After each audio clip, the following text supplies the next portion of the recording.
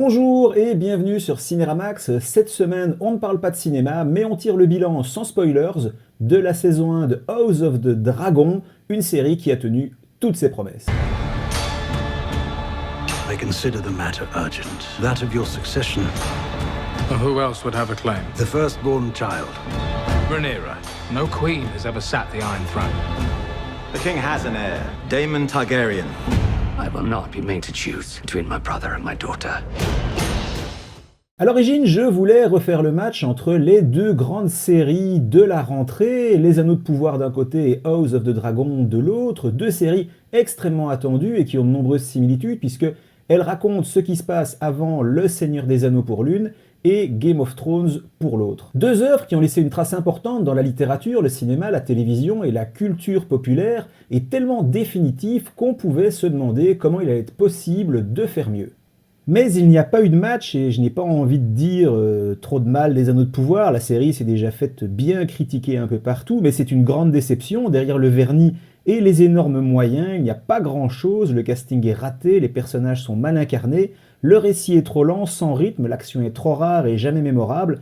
On est face à une série boursouflée qui se voudrait un éléphant mais qui n'est finalement qu'une souris.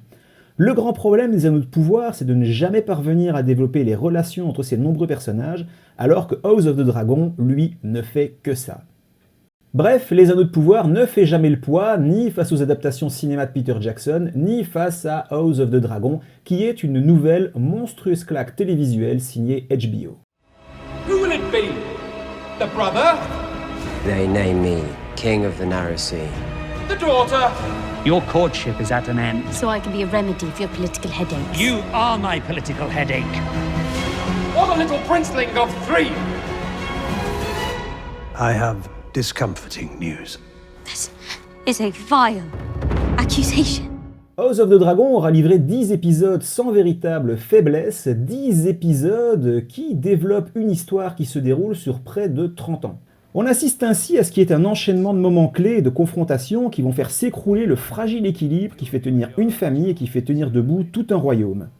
Ce qui est remarquable dès le début, c'est la continuité avec Game of Thrones. Les showrunners ont gardé une esthétique ultra cohérente, des décors naturels et cette qualité dans la narration et le découpage qui permet, dès le premier épisode, de poser la plupart des lieux où se jouera l'histoire, une demi-douzaine de personnages principaux et les liens entre eux, et la plupart des enjeux, tout ça sans jamais égarer le spectateur.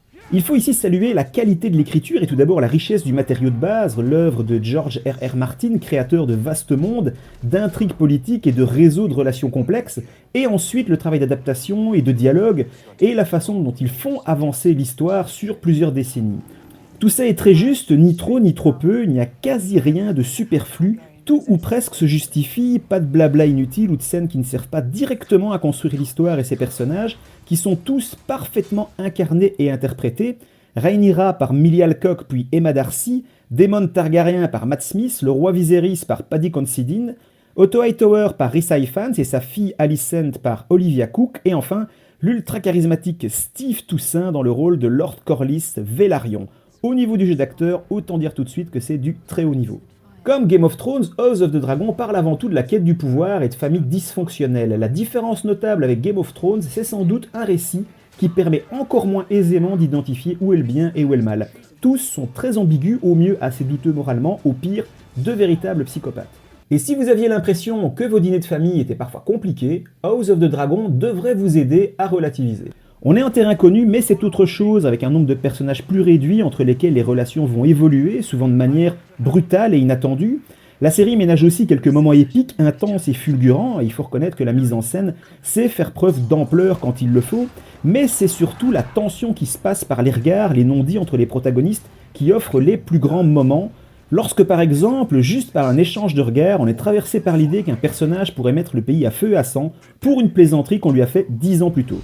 À n'en pas douter, la saison 2 actuellement en préparation ira encore plus loin et s'annonce énorme dans la mesure où nous étions ici, rappelons-le, dans ce qui est une introduction à la danse des dragons évoquée à plusieurs reprises dans Game of Thrones. Au final, House of the Dragon est une série incontournable et ce qui est le plus cruel, comme dans Game of Thrones, c'est l'attente entre deux saisons pour les spectateurs. Voyez House of the Dragon si ce n'est pas encore fait, n'oubliez pas d'aller au cinéma, likez, commentez, partagez, abonnez-vous à la chaîne YouTube Cinéramax et à bientôt pour de nouvelles aventures. Have you never imagined yourself